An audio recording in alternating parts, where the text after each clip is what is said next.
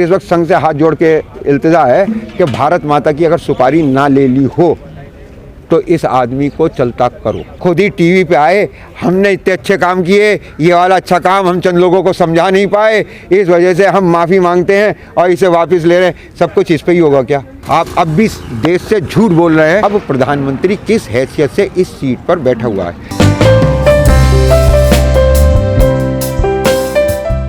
इन्होंने 19 तारीख को आकर ये बात कही कि कानून वापस ले लिया और 24 तारीख को कैबिनेट कह रही है कि हम कानून वापस ले रहे हैं। तो कृपया करके मोदी जी ये बताएं कि ये फैसला लिया किसने था अगर कैबिनेट को सिर्फ मोहर लगानी थी?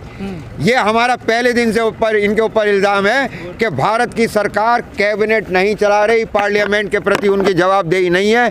ये चंद प्राइवेट लोग हैं जो फैसले लेते हैं और उनका मुखौटा ये एक्टिंग बाज गुजराती आके टीवी पे बोलता है। आपको संवैधानिक प्रक्रियाओं की तो पता नहीं। आप अपने अच्छे चैनल के लोग हो, कोई सुभाष चंद्रा के जी टीवी नहीं हो जो भ्रष्टाचार करके इलेक्शन भी जीत जाए।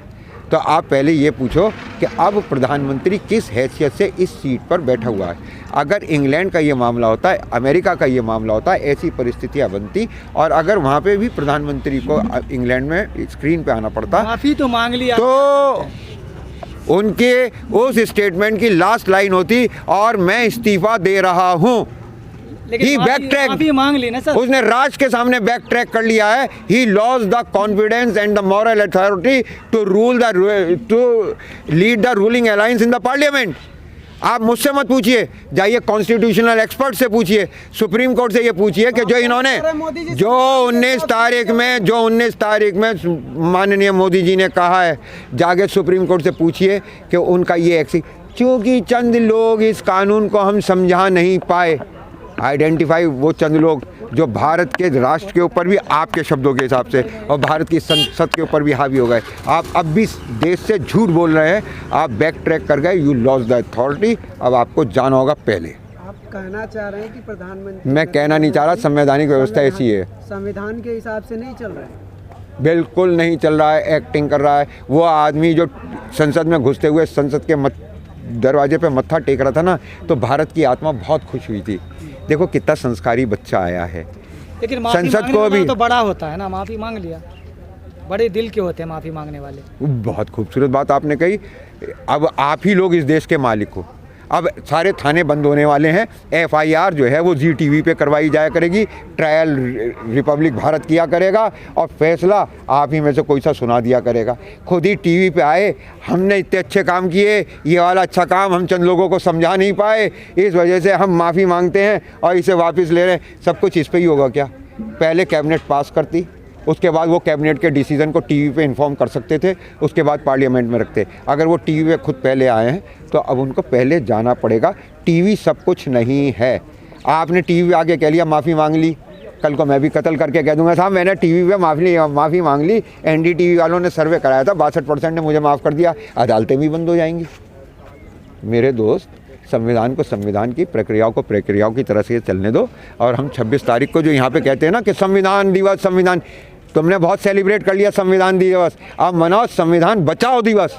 संविधान खतरे में, संविधान की ऐसी तैसी कर दी है, किसी संवैधानिक प्रक्रिया का पालन नहीं हो रहा। और इन गुजरातियों ने इसे लाला की दुकान समझ ली है, अग्रवाल स्वीट समझ लिया है कि लाला तुम्हारी बर्फी में फफूंद लग रही है, अच्छा तो वापस कर जाओ, दूसरी ले जाओ। ऐसे नहीं चलेगा। वकील साहब, आप इतनी बड़ी बात कर रहे हैं संविधान को लेकर, लेकिन यहाँ बॉर्डर पर तमाम लोग ऐसे हैं जो संविधान को मानते ही नहीं है, कहते हैं कि हमारा ग्रंथ बड़ा, संविधान उसके सामने कुछ नहीं है। जिनके जो नहीं, आप मैं बिल्कुल साफ समझ गया। जिनका जो ये कहते रहे हैं और जो अपना इससे बड़ा अपने को बड़ा मानते रहे हैं संविधान से, उनके मुख्य कार्यालय पे नागपुर में कितने साल तक तिरंगा नहीं फहराया गया और उन्होंने इस जनगण मन को अपना राष्ट्रगान भी नहीं माना। और वो इन संवैधानिक और संविधान की जो परंपरा हैं इनके दुश्मन हैं। तो आप बिल्कुल ठीक है, आप बिल्कुल ठीक कह रहे हैं कि अब आपने नाम ले दिया, सही आइडेंटिफाई करके, इसका मतलब मैं अपना अंदाज़ा सही बता रहा था। Thank you. RSS वाले ही हैं वो लोग, उनका कोई संविधान से लेना देना नहीं है इस देश की आज़ादी से। नहीं, जो लोग यहाँ पे ये कहते हैं कि संविधान, वो संविधान से बड़े जो है ना वो नागपुर में, यहाँ जितने ये कानूनों से प्रताड़ित हैं। कानून से ऊपर एक चीज़ है संविधान। कानून न्यायकारी होना चाहिए, अगर नहीं है तो असंवैधानिक है।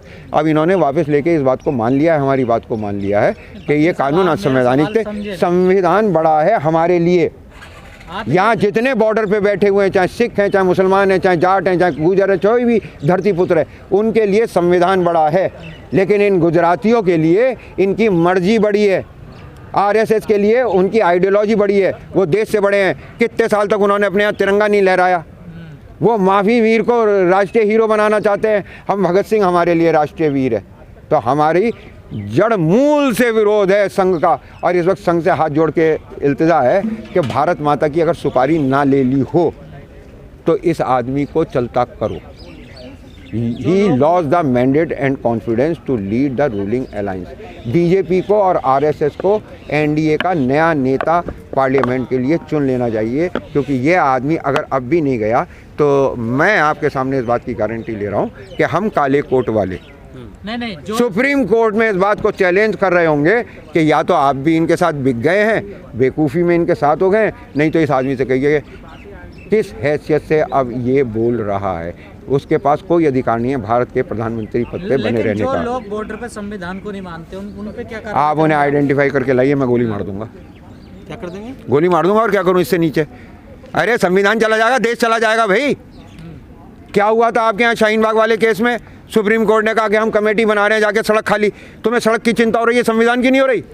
सेंटर के जिस कानून बनाने के अधिकार क्षेत्र के ऊपर नागरिकता पे इन्होंने कानून बनाया, राज्यों ने अपने यहाँ प्रस्ताव पास करके करे, हम अपने यहाँ लागू नहीं होने देंगे। इन्होंने किसानों वाला कानून, पहले इन्वेस्टमेंट हो गया, सब कुछ हो गया, उसके बाद ये कानून लेकर आए। उतने बड़े विरोध के बावजूद इन्होंने अगर उसे वापस लिया है तो इसका क्या मतलब बन रहा है? तो आप वकील हैं, आप कह रहे हैं गोली मार देंगे, बड़ी बात नहीं है। एक वकील अगर ऐसी बात कह रहा हो, जुमला है। नहीं, कोई बिल्कुल कतई जुमला नहीं है। आप ऐसे मानकर चलें कि 90 साल बाद भगत सिंह की आत्मा का 1.001% मुझ पे भी आ गया। तो आप संविधान के लिए किसी को गोली मार देंगे? अगर संविधान खतरे में पड़ता किसी एक आदमी के लिए, क्योंकि संविधान में खतरे में पड़ने का मतलब है कि देश का खतरा। ये अखंड भारत की बात करने वाले देश को खंड खंड कर देंगे अगर ये संविधान के धागे टूट गए मेरे दोस्त। तब तुम्हें पता चलेगा कि 1 लाख अंग्रेज 34 करोड़ हिंदुस्तानियों पे हुकूमत कैसे करते थे, और हम दुनिया की सबसे बड़ी कायर और मूर्ख कौम क्यों है। हमने ब्रिटिश हुकूमत को सबसे सस्ते, सबसे बहादुर, सबसे वफादार सिपाही दिए हैं। तो मेरे दोस्तों, ये आपका भी देश है, आप भी थोड़ा सा संविधान के बारे में पढ़ें, डॉक्टर अम्बेडकर के बारे में जानें। और हम 26 तारीख को जब मैं यहाँ इस पर स्पीच दूंगा तो आप सबसे इल्तिजा करूंगा कि अपने श्रोताओं तक मेरी बात को पहुँचाने की कोशिश कीजिएगा कि हम संविधान बचाओ दिवस, हम संविधान दिवस नहीं मना रहे, हम सेलिब्रेट नहीं कर रहे। हमें दिख रहा है कि संविधान खतरे में पड़ गया है, और एक बहुत बड़ा वर्ग ऐसा है जिससे हम ये कहना चाहेंगे कि किसी भी एक जाति विशेष के लोगों का मुख्यमंत्री बनने या प्रधानमंत्री बनने से ज़्यादा ज़रूरी है कि संविधान बचा रहे। तो इस वक्त संविधान पे खतरा है। मैं उन फोर्सेस से भी, आप अगली बार में पूछेंगे तो मैं नाम भी बता दूंगा, इस बार नाम नहीं बता रहा हूँ, कि उन फोर्सेस को भी साथ आना चाहिए और संविधान को बचाने के लिए लड़ाई करनी चाहिए। शर्तें बढ़ती जा रही हैं अब किसानों की, जब से मोदी जी ने कहा कि हम तीनों कानून वापस करें। क्यों जी, उन्होंने कौन सी पूरी कर दी और हमने कौन सी बड़ी कर दी? MSP पे क्या हुआ? अभी उस पर सवाल बाकी रह गया, लंबा सवाल है, लंबा जवाब है। और मैं आप ही के प्लेटफॉर्म से इस बात को कहना चाहूँगा कि उनको चाहिए ये कि जो ये कमीशन बना रहे हैं इसमें 3 मेंबर्स तो ले लें संयुक्त किसान मोर्चा के, और 3 ले लें वो सरकारी, बैंकिंग के ले लें, वित्त मंत्रालय से ले लें, लेकिन रिजर्व बैंक के गवर्नर को ना लें, वो MA हिस्ट्री है, उसे कुछ पता नहीं है, बेवकूफ़ को वहीं बैठ के काम करने दो। वो 3 पढ़े लिखे ले लें और साथ में आदमी स्वयं मोदी जी बन जाएं।